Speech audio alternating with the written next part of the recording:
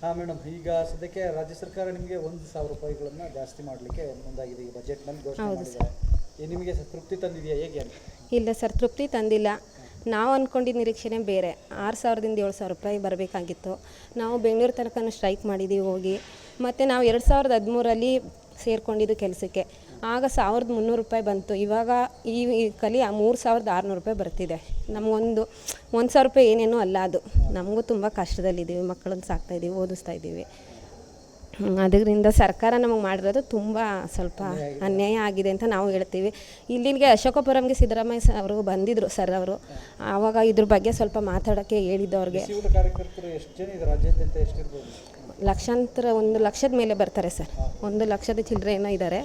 ಅದರಿಂದ ನಮಗೆಲ್ಲ ಇದು ತುಂಬ ಕಡಿಮೆನೇ. ಆಶಾ ಕಾರ್ಯಕರ್ತರಾದರೆ ಇರ್ಬೋದು, ಅಂಗನವಾಡಿಯವರು ಇರ್ಬೋದು, ಅವ್ರಿಗೆಲ್ಲ ತುಂಬ ಜಾಸ್ತಿನೇ ಬರ್ತಿದೆ. ಇದು ನಮ್ಗೆ ಏನೇನೂ ಅಲ್ಲ.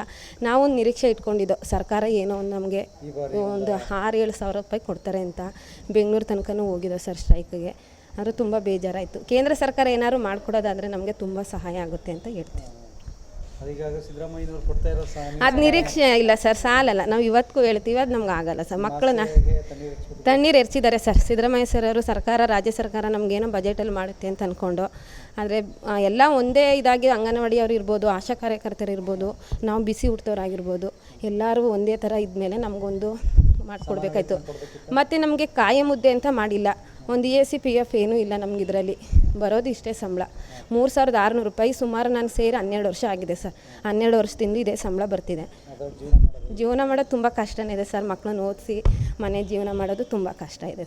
ನಾವು ಬೆಳಗ್ಗೆ 9:00ವರೆಗೆ ಬಂದರೆ ನಮ್ಮ ಕೆಲಸ ಮುಗಿಸಿ ನಾವು ಹೋಗ್ತೀವಿ. ಇಲ್ಲಿ ಪ್ರತಿಯೊಂದು ಕೆಲಸ ನಾವು ಎಲ್ಲ ಮಾಡ್ತಾಯಿದ್ದೀವಿ. ಅದರಿಂದ ನಮಗೆ ಸಂಬಳ ಸ್ವಲ್ಪ ಮಾಡಿಕೊಡ್ಬೇಕಾಗಿತ್ತು. 1,600 ಮಾಡಿದ್ರು ಮುಂಚೆ. ಇವಾಗ ನಮಗೆ ಸಾಕಲ್ಲ 1,000 ರೂಪಾಯಿ ಅಂತ. 1,000 ರೂಪಾಯಿ ಮಾಡ್ತಾ ಇದ್ದಾರೆ, ಸಾಕಾಗ್ತಾ ಇಲ್ಲ ಸರ್ ನಮಗೆ. ಅದೇ ಸ್ವಲ್ಪ ಒಂದು 7,000 ಮಾಡಬೇಕಿತ್ತು ಅಂತ ಅನ್ಕೋತೀವಿ. ಸರ್ ಈಗ 1,000 ರೂಪಾಯಿ ಮಾತ್ರ ಕೊಡೋಕ್ಕೆ ಮುಂದಾಗಿದೆ. ಆದರೆ ಇದಾಗಲಿಲ್ಲ ಸರ್, ನಮ್ಗೆ ತೃಪ್ತಿ ಆಗಲಿಲ್ಲ ಅಂತ ಅನ್ಕೋತೀವಿ. ಸರ್, ನೀವು ಹೋರಾಟ ಮಾಡಿದ್ರಿ, ನಿಮ್ಮ ಹೋರಾಟಕ್ಕೆ ಬೆಲೆ ಇಲ್ವಾದ್ರೆ? ಹೌದು ಸರ್, ಇಲ್ಲ ಸರ್, ಬೆಲೆ ಇಲ್ಲ. ಎಲ್ಲಿ ನಮ್ಗೆ ಜಾಸ್ತಿ ಮಾಡಬೇಕಿತ್ತು. 1,000 ಈಗಿನ ರೈಟಲ್ಲಿ ಹೆಂಗೆ ಬದುಕುತ್ತೆ ಸರ್ ಬಾಡಿಗೆ ಕಟ್ಕೊಂಡು. ಸರ್, ಅದಕ್ಕೆ ನಮಗೆ ಜಾಸ್ತಿ ಮಾಡಬೇಕಿತ್ತು ಅಂತ ಹೇಳ್ಕೊತೀವಿ.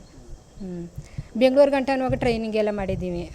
ಹಾಗಾದ್ರೂ ಕಡಿಮೆನೇ ಮಾಡಿದ್ದಾರೆ. ನಾವಿಬ್ಬರು 12 ವರ್ಷನೇ ಆಯಿತು ಸೇರಿ.